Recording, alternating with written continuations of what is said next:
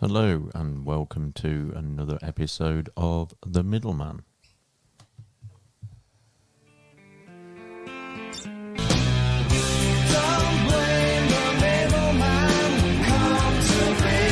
I'll tell you what I can, all you need. Cut out the middleman, wait and see.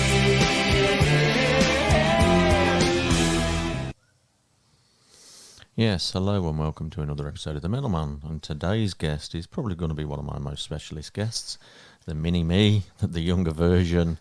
And it's my son, Joel. He's a graphic designer and quite a gifted young individual as well. Hey, Joel, how you going? Yeah, pretty good, thank you. And welcome to my show. Thank you. I knew I'd have to get you on at some point. Yeah. So, where we'll start, because this episode will be to reach out to the younger generation, of course. You're just about to leave school, so talk about that. How's that feeling? So, yeah, I've pretty much already completed it. Just what I've got left is just some like celebrations of school, and a couple other assemblies, and that's it. But yeah, it's like in my life, it's kind of like the thing that everybody's been talking about. It's like the biggest thing that's happened in my life so far. But I haven't really felt, like, since completing school, I haven't really felt any different to what I have done prior. Why do you feel that is? I'm not sure, to be honest. Mainly because, I don't know, possibly because it's not that big of a thing, really. Like, it is big, but it's kind of, once it's done, it's kind of done. There's no real, like, significance to it, bar all your friends, and that's it, really. And in regards to that, like, what are you feeling any pressure for the next transition, like pressure to go to work or college or gap year? Was there any pressures within you for that? Personally, I'm not, but I can see how people would, like, and see how you could get probably overcrowded with not knowing what to do or having too much to do, if that makes sense. Yeah. Well, obviously, many years ago since I left school, I went straight into an apprenticeship as an electrician. And what's your aspirations? What would you like to do? Well, I'm thinking of doing a bachelor in graphic design at TAFE. No, that's excellent. That's good to know. And why graphic design? Mainly because I love just drawing things and just designing all sorts, I guess. It's like yeah. And what is there an end goal in regards to that? Probably just having my own business started and selling either designs or something to do with design, at least would be perfect. Oh, nice. And so how was school for you? Like, because it's been the only part, a massive part of your life, Yeah. pretty much up until now. Because we're going to reach a younger audience who are watching this. And is there any advice, any things that you experience yourself, any ways to cope with school, any advice to parents even that, because you was raised the way you were raised and, yeah, talking to that kind of thing. Oh, school for me was pretty breezy, so I didn't overly worry about it too much. Like, obviously, I worried about assessments, making sure I got them in on time. But, like, the main worry would be just making sure you get your assessments in. Don't overly worry about them. Don't be too hyper-focused on them, and just sort your time well. So you also have, like, time to relax after school, and just don't get too caught up in it. That would probably be my main advice. Yeah, good advice. And what about the social side of things? How's social side of things in school for yourself? Social side's really good. I try not to get caught up in too much school drama, but being teenagers, it kind of just comes into your life and you have to deal with it. But yeah, I'd kind of try and stay out of the groups that are mainly infused with drama. So yeah, that's probably it. Yeah, and so, well, anything else you'd like to talk on in regards to school and leaving school and transitioning and... Not really. I'll just say, like,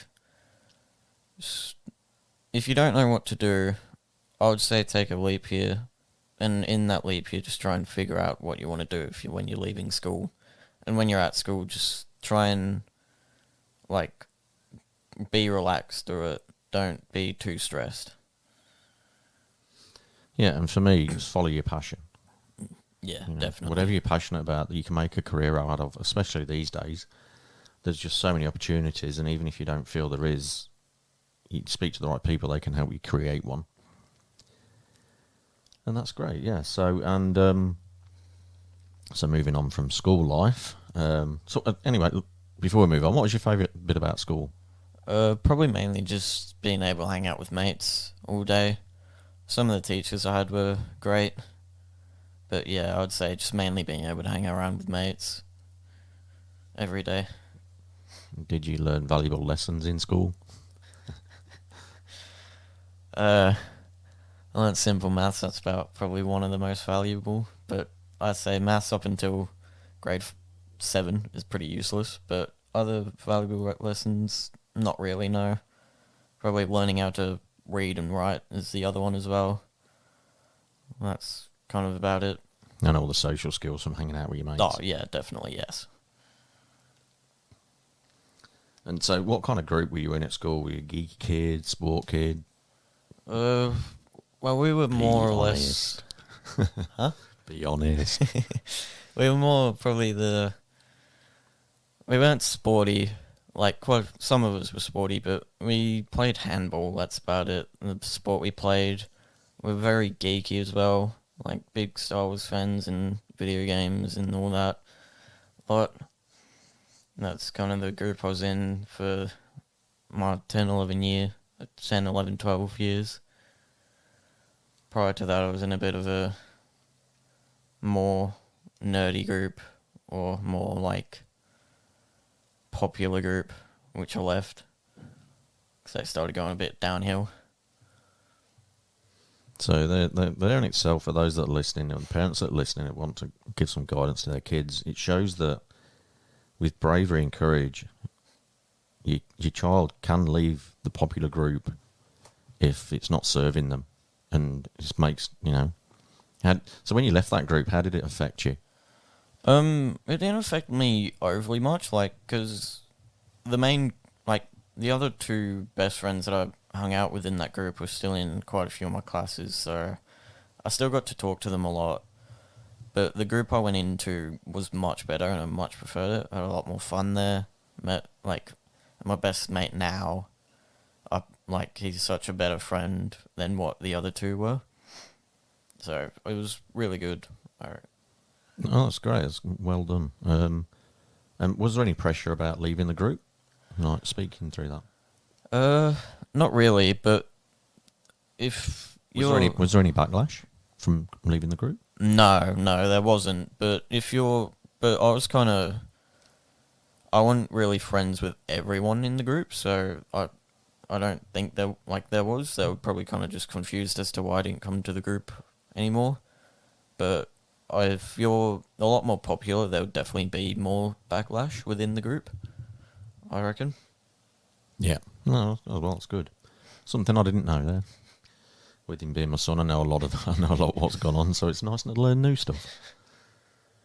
And so you did mention about gaming. Let's talk into that, because we're both gamers. Yeah. Me, not so much these days. It's finally slowing down a bit now. Who got you into gaming? Yeah, it was definitely you. And so let's start now, and then we'll go backwards in time. What's your favourite game at the moment? What you're playing mostly at the moment? Well, at the moment, I'm playing mostly a game called Elden Ring, which is from, can't remember the developers. FromSoft is the developers. And are you Xbox or PlayStation? PlayStation. Boo.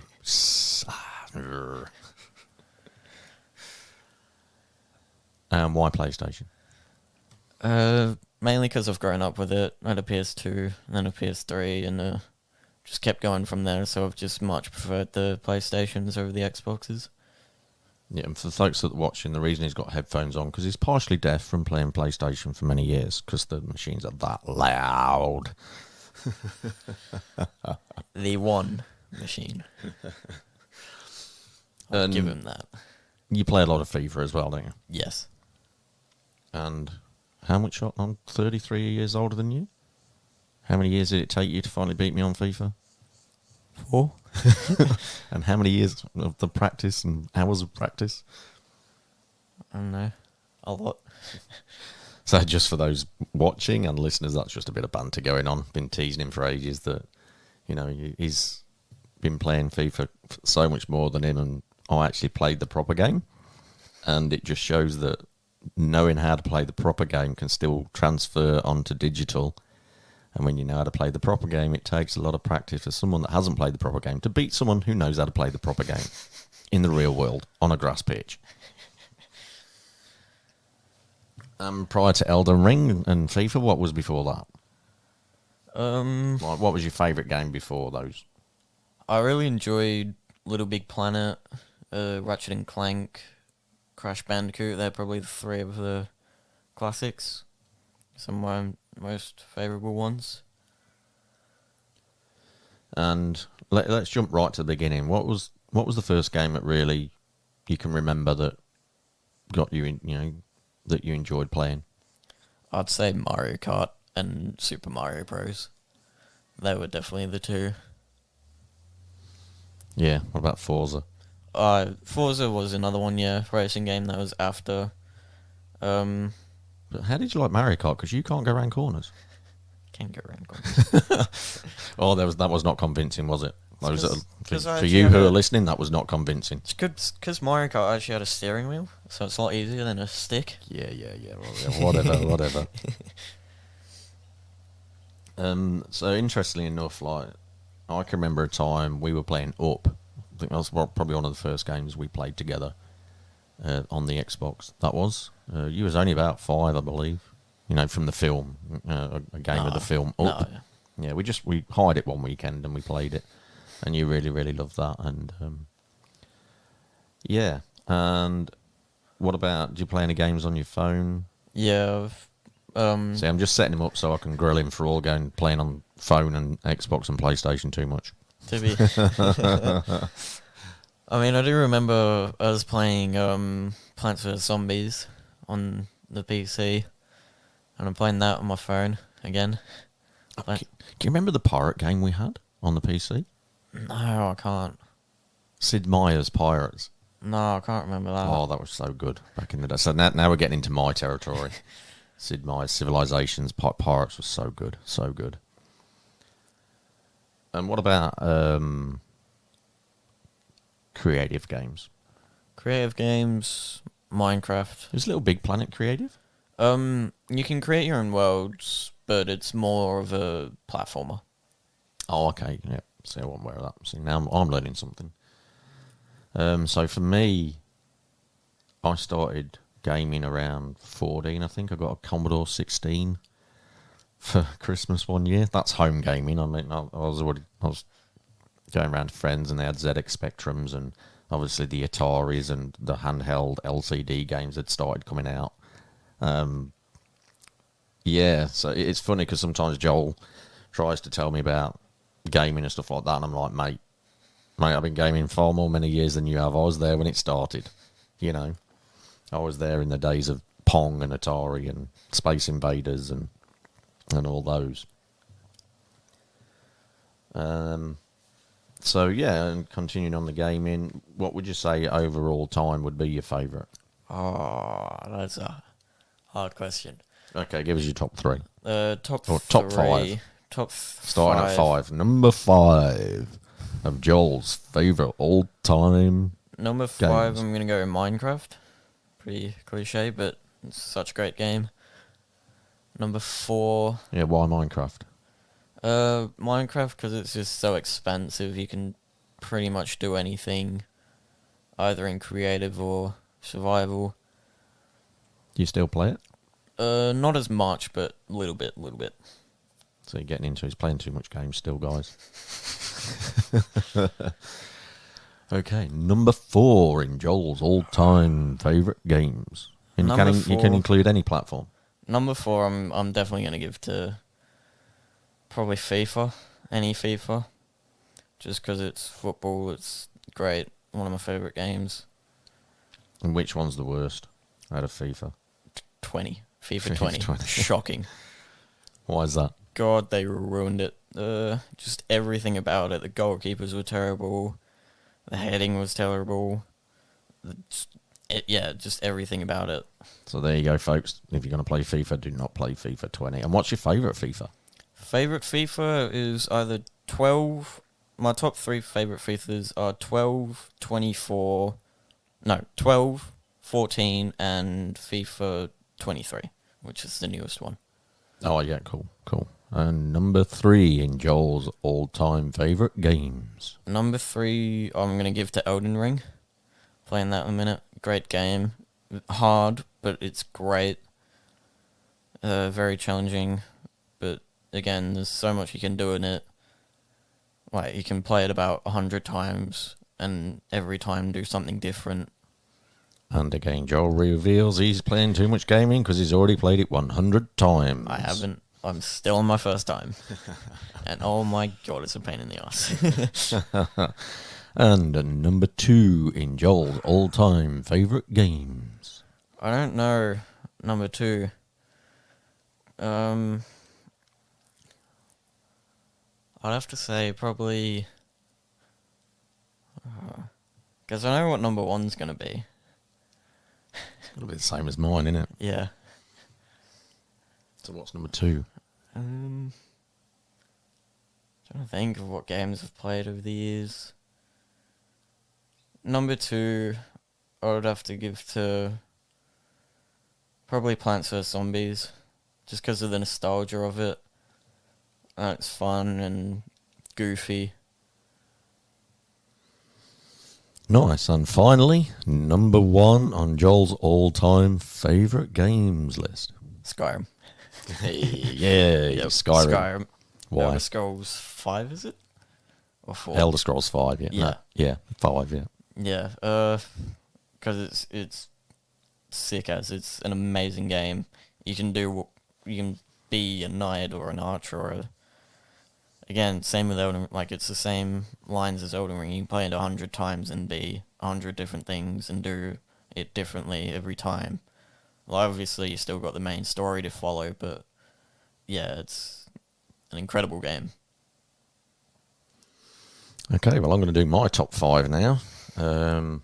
Number 5, my Roy's top 5 computer games. At number 5, Forza 4 and Forza 5. Simply, look, I love Forza because it's kind of a driving game that's open world a little bit, but the fact that you can paint the cars. Are we talking Motorsport or Horizon? Forza Horizon. Yeah. Yeah, definitely like the fun one, because motorsport's like it's a bit more serious, a bit more intense, a bit more like driving real cars, and I'm like, yeah, I can't corner in those games either. I still remember I was playing that when I was a bit younger, and I tipped my car on the side. So he comes help me, and then the next lap, I catch up to him and putting him onto his side or upside No, down. you did it immediately after righted your car. So he rolls his car, and it's like on its side. So I drive over, push him back on his wheels, and then he crashes me off the. So for the thanks I get is he crashes me off and then drives off. And didn't you put me on my side and leave me on my side or something like that? Yeah, I was like, did. charming. I definitely did. That was motorsport though, wasn't it? Yeah. Yeah. But Forza Horizon, because you can paint the cars. There's actually, for those that follow me on Facebook or look me up on Facebook, there's an album of photos where I've painted cars. And for those that know Forza Horizon, you can't just paint cars. You've got to use a certain limited amount of shapes, and you've got to layer them one after another. So some of the paintings I've done have got like 300 to 400 layers and have taken 3 hours. It's like it's artwork, isn't it? Yeah, You know, definitely. the Bart Simpson one and the Snoopy one and the Joker one. As in Heath Ledger's Joker. Transformers. Oh, I just couldn't get that right. That was a pain, that one, but it still looks good. Yeah, Batman, it looks amazing. Batman was easy. Spider-Man one as well. Yeah, that's pretty easy. Took time, but it was easy. My favourite one's the Bart Simpson one, though, the El Barto, where he's holding the catapult. That's just phenomenal. And, number 4 on Roy's all-time favourite games is Football Manager. So, on PC, because the Xbox One is rubbish. It's absolutely terrible, but yeah, Football Manager, God, I played that for so many times. I've been playing a version of the Football Manager for a long, long time. I even played it on the Apple Acorn, on, like, the floppy disks. Lord. That's when I first started playing Football Manager. That was mid-90s. So yeah, Football Manager. But and there's been Football Manager 23. I've not played Football Manager since that for quite a while. But I spent a lot of time in it. Had a lot of joy out of it. A lot of escapism. Number 3 on Roy's all-time favourite games, Railroad Tycoon. So I think you had Sid Meier's Railroads as well, which was good. But I preferred Railroad Tycoon because the graphic, like the scale, was more realistic. And I've still got that on the Xbox, Railroad Tycoon. It's just so much fun.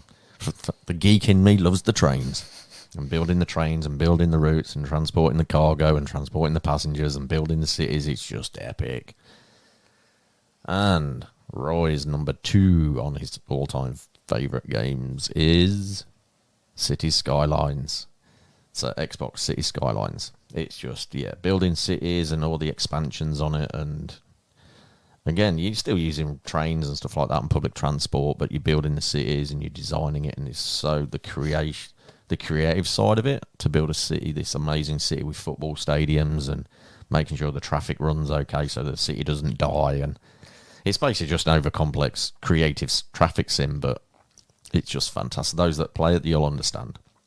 And finally, yes, we know what's coming for number 1. It is Elder Scrolls V Skyrim. And also Elder Scrolls Online as well, because, but Skyrim, there was just something magical about that game when it came out. And it came out, 2011, I think? Yeah.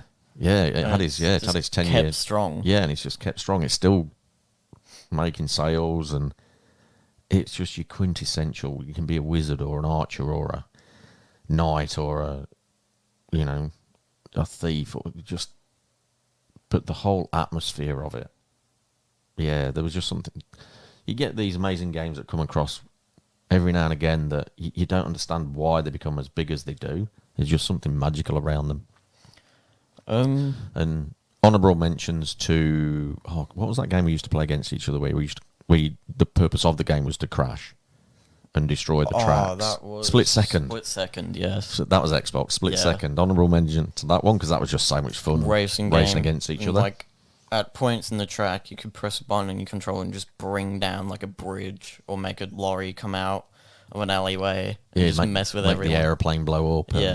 And so you could destroy your opponents, and that was just it was just unadulterated fun, wasn't it? Yeah. Racing and blowing things up. Have you got any honourable mentions? I mean, I'd put Minecraft in that as well. Minecraft is good for creatives. I'm gonna make Plants vs Zombies an honourable mention, but I'm gonna change my top second game to Black Ops 2. Call of Duty Black Ops 2. Call of Duty. Just the zombies especially. COD Zombies is just such a fun game to play. And when you're 8 years old, which I was when it came out, playing it with my big brother, and you just hear this voice, and you don't know what's about to happen, and then you just all of a sudden attacked by demon dogs, and you're crapping yourself. It's just fun as.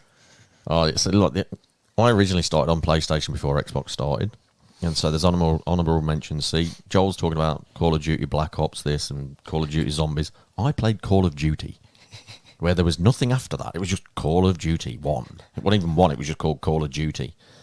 I also played Resident Evil, the first one, honourable mention to that one.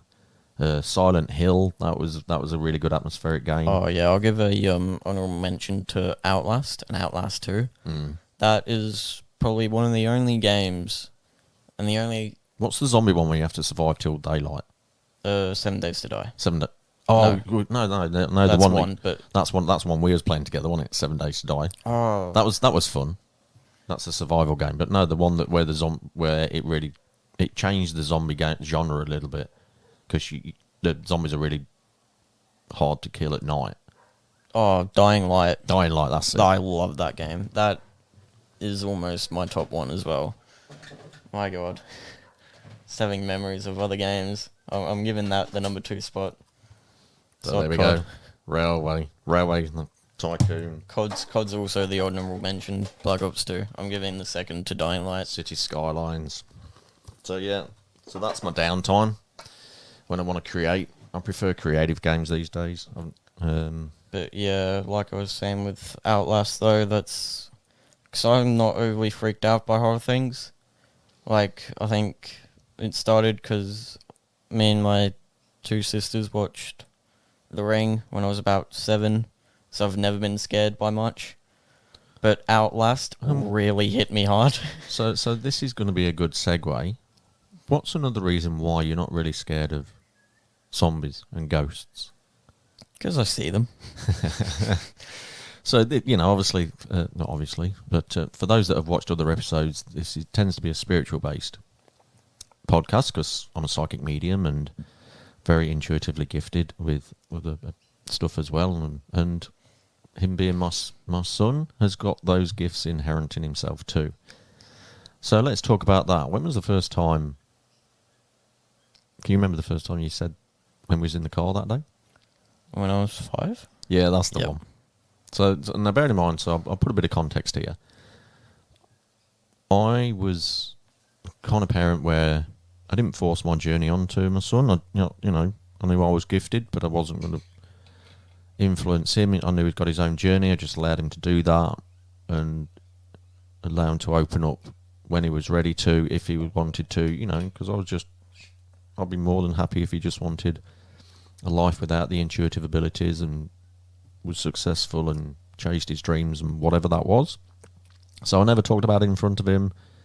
I only used to see it every other weekend and half holidays due to circumstances. And so you never really saw me doing all the practices. There wasn't a lot of paraphernalia out as well at home. And we just tended to do normal father-son stuff, go out on the bikes, go to zoos, mess around with Hot Wheels. That was the main thing, wasn't it? Hot Wheels. Great.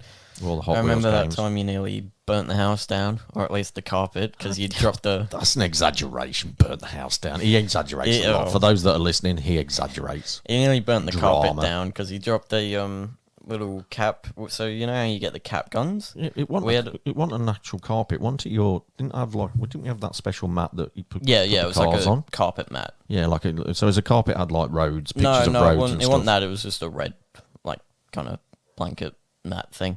Oh, okay. Yeah, and so we had these, so you get cap guns with like the little caps, but we had a little bomb. Yeah, it looked like that a you little could bomb. drop, Yeah. and you put a cap on the bottom, and you dropped it, and had to stomp out a little flame that scared the crap out of me, probably. More the fire than the... Because it didn't even barely bang, did it? It was a bit lame at times, wasn't it? You had to really Yeah. throw it to get it to pop the cap. But yeah, that was funny. Yeah, so tell us the story. So 5 years old, in the back of the car one day, going along, and I says to Dad saying, Well, he was in the front. He was on I the was in front the in a front. child seat. yeah, until I was like, what, 12? Yeah, you weren't very tall for a while, would you? No. So yeah, so in the front seat, and I says to him at 5 years old saying, I know who my spirit guide is. And that was, and I was referring to Heron, my gatekeeper guide, who was a Spartan warrior. Nice. Yeah, and I just said to him, oh, that's great. Yeah, you're only 30 years ahead of me of finding out the name of my gatekeeper. Thanks, little git. And under my breath, little git, and but no, it was wonderful, and I was sceptic at the time. I really was. I was like, okay, heron. It sounds like a bird. It could have made that up. But then I think a few years later, we were shopping actually, and you just said about, oh, I was at school the other day and I saw this picture of a spartan. It looked like heron. And it's like you did it the right way round rather than seeing that and attributing heron to the Spartan. It's like you was already recognising what you'd already seen. Yeah. And then the name made sense because Spartan's Greek, heron's Greek, you know. But yeah, when I started seeing a lot more, I often saw him on my shoulder, kind of like just behind me as a dark shadow. It freaked me out a couple of times because it would be like, is there a person there? Because he's obviously being Spartan, so he's like nearly 7 foot and Gatekeepers are always big. huge, Yeah, for those that like built like a tank. yeah, for those that are seeing that kind of thing behind them, it's quite likely a gatekeeper guide. They're your protectors. They have to be big and strong. And then we'll jump forward a few years, and we was going for a walk around Burley Heads, and we bumped into a friend of mine, and we were just chatting. And my friend of mine asked you, didn't she? Yes. She says, "Oh, do you see ghosts?" And what was your answer? No. No. And he was already seeing heron by then, by the way. And then was it on the way home where you said about the other ghost that you saw? No, I told you about this prior to that walk in Burley. Oh, okay, About yeah. so I have back in my old house, I had a window that like I could lay in my bed and look out of it, and it would like look out onto the street. And every day or so, every day or every other day, I'd see this ghost that would just jog past on the ground like a human would. And it was definitely a ghost because he was very quick. Yeah. But it was just fascinating that the fact, no, I don't see ghosts apart from one that jogs past your window every few days. And look, and so let's talk about from the perspective, because you would have been about 15. How was it like living your life and at school and with your friends to have that kind of ability? Well, Did you have to hide it? No, I didn't hide it, but I kept it subtle. I didn't really talk about it. But, yeah, because I thought it was more or less a normal thing. Because, yeah, I wasn't sure why. I just thought it was kind of like something most people experience in their life. So for those parents out there that do have children, and no matter what age, and know that they are, and they're open to it and everything, and they're thinking it's, get them to share. Because, just like Joel said, they might think it's normal, so they don't really talk about it because they might think you can see that, or their friends can see that. And I've found that myself. I just thought all the abilities that I had growing up, I just thought everyone else had them. So it's just like, you don't stand around and talk about how you can breathe or how your heart can beat, because you just presume everyone else can do that, and it's just normal. And then when you start talking about it, and people looking at you and going, well, I can't do that. Yeah, I thought everyone, oh, okay, so I thought it was just normal. I thought it was just me, or I thought it was everybody, not just me. So definitely encourage your kids to talk about what they see or what they feel or what magical realms they might connect to. They might think it's their imagination, but they might be really physically feeling it and physically seeing things with their eyes. I mean, personally, I don't. Well, I'm actually starting to see spirit now, which is great because I'm just starting to practice it a bit more. But I tend to, they tap me on the shoulder. I feel them still, and yeah, and that started happening to you, ain't that, mate? Yeah, the other day at work, I'm a delivery driver for work on a bike, and I was riding along down a... Domino's Pizza. Yes. Free advertising. Cheap pizzas. So I was riding down, and I felt like a tap on the back of my neck, like a double tap with a finger on the back of my neck. And I sort of double guessed myself when it happened, because often when, because all the drivers know each other, so we have quite a bit of banter with each other. So I thought it was just another driver behind me messing with me, so I was looking behind me, and yeah, and I realized oh wait, that's not a driver or a person. Well, it would have been a person. Yeah. And so Joel rang me. He says, "Oh, Dad, guess what happened? Guess what happened? Like, someone's finally tapped me on the on the back of the neck, because I get tapped on the shoulder or jabbed in the ribs or various other ways that they physically interact with me." And I said, "Oh, did you ask who it was?" Nope. Nope. Why not? Because I didn't think about it in the moment. But I think I've asked you to do that. I've asked to do that of that before when you've had interactions. Like, who is it? Yeah, when I see someone. Tell the exam story. Oh, the exam. So I was in maths exam or something early this year. And I want to put this. Do you get stressed in exams? No. So just putting it out there, because some people might think, well, you're under massive stress during an exam. You're not phased by I'm them. not fussed by them, really. Never have been. Pretty chilled. I'm just happy as, like, I want to pass. That's kind of all I want. Yeah, cool. So carry on. So yeah, I was in an exam and I was just doing my questions, and I looked, and I'd keep looking to the right of me because I thought there was a teacher stood right there just watching me. It was a ghost, and it was annoying, but yeah. And again, what did I say to you? Ask them who they are. Did you ask who it was? No. No. But it just shows that, through development, and I've just allowed Joel it just developed at his own rate, and things will start stepping up now, because when I was 17, things really started to step up. So, other gifts opening up and teaching you how to use intuition and teaching you how to manifest and all those other wonderful things that you can work with in the intuitive and spiritual realm. Yeah, so it's wonderful to see that he's not scared by it, and you just own it, and you have come to spiritual churches with me and events, and you've really enjoyed them. When we did the past life one all those years ago, can you remember that one? Yeah. Can you remember where you visited? I went back to a small farm back in the 40s, or no, it would have been either the 1930s, like late 30s, early 40s, World War II, or either World War One, but I believe it was like 1940. World War Two. Yeah. World War One was 1918. Yeah, I know. So you obviously didn't do history at school. No, I know, no, I knew about it, but I couldn't remember if it was like World War Two or if it was in World War One, 1918. And what was the experience? So it was, because we went, basically what we did was an afternoon event with a different lady where they did like past life regression. So it was a basically a view of a farm kind of area with like a hangar and a dirt airstrip with a Spitfire in it, which is a British World War II plane fighter. I thought it was an American crop sprayer. No, I don't believe so. Might have been, actually. Because I think you was originally on the American crop sprayer, and then you went into this. Well, you had a crop sprayer. Yeah. But then you saw yourself crash Yeah. in a Spitfire. Was it a Spitfire? I think it was a Spitfire. Yeah. So I would say it would be because I really like Spitfires now. So I'd kind of, that's probably why.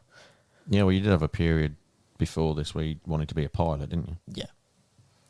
So it's interesting, again, for those that have got the kids out there that they know are gifted and aware, and see what they're into, what they really want to be, and it actually could be a reference to a past life connection that they need to make. And just allow them to flow. Again, don't push them to be open, but don't close them either, because it's just our natural state, and if they have to suppress it, that's only going to create dis-ease within their body, and they won't have a voice, and believe you me, that creates a whole world of stuff you have to clear when you get older. So I highly recommend that you just, you don't have to believe it yourself, you don't have to be into it, but honour where your kids are at and allow them to talk about it, and that's how you enter their world. As much as I tell Joel not to game so much, that's his world at the moment. So I'll happily talk to him about it, and he tells me how rubbish he is at Elden Ring and how rubbish he was at FIFA, and he used to beat him all the time, both in virtual reality and real pitches. What's the cumulative score at the moment? Sort of. It's about 100 to 10. Yeah, probably not that high. Yeah, we've definitely had 10 games, and we always go to like the first 1 to 10. Too funny. And then, so that stopped after I injured my ankle the last time we played. Yes. Not wearing the right footwear. Nothing to do with him tackling me, because he don't get anywhere near me. It's like playing against him when he was still 5. I do remember the time, though, where you couldn't score because I just kept blocking it. Yeah, you got your big fat head in the way. No. I used to tease him a lot, saying he's got a big fat head. All in love and jest. You're not traumatised at all, are you? No. Careful. And so what's next? So let's step out of that now, and what's next for your life? What's the next step after leaving school? Probably just TAFE and trying to get my business running. Trying to start a business. But yeah. So for those that are listening and watching that want some help with graphic design, what courses have you already done? So what qualifications have you already got? So I've got Now, bearing in mind he's 17, so he's doing this off his own volition. So I've got a They're your diplomas? no, I don't think so. They're certificates. Oh, certificates. Okay, cool. Yeah, cert ones, I believe, and they're all on Domestica. So I've done a simple Photoshop. Done an advanced Photoshop, advancements in Photoshop. Photoshop for illustrating, and I believe I've done one for Photoshop for basically like editing photos. And yeah, that. Yeah, so he knows how to use Photoshop. Basically, I go to him when I need stuff done already. So help me a bit with my business card. He's going to help me with the social media posts and all those things. Designed those to the certificate. Oh, you did, Oh, yeah. So Reiki. yeah, he designed my Reiki certificates. They look really beautiful, and he's good at following instructions. So and he's good at taking his time, and you know he doesn't get grumpy when you tweak it about 1,000 times when he's nearly finished, and he works late. But that's just for me. You know, I'll advise against anybody else, unless it's overseas and it's time difference kind of thing. Yeah, well, I feel we'll end the show there. There's been some good insights, spiritual, school, and gaming. Top 5s incoming, and let's go before we end. What kind of your top 5 spiritual experiences? Top 5 will be the ghost in the exam. 4 I'll have to give to being tapped on the back of the neck. 3 I'd say possibly the jogging man. No, jogging man is second. 3 Heron making you jump. No, that's first. And 3 would probably just seeing ghosts in general. Seeing. And yeah, that's it. There you go. His top 5 spiritual experiences. And top 1, ghosts making him jump. Shock horror. Halloween. Ooh, Literally. no. So yeah, there we'll end it. Thanks all of you for watching, and thanks all of you for listening. Definitely check out all the future shows up and coming. Obviously, you can see I'm getting a range of guests on board, from young to old, masculine to feminine. Less of it. And I'll see you all on the next podcast. Thank you very Goodbye. much.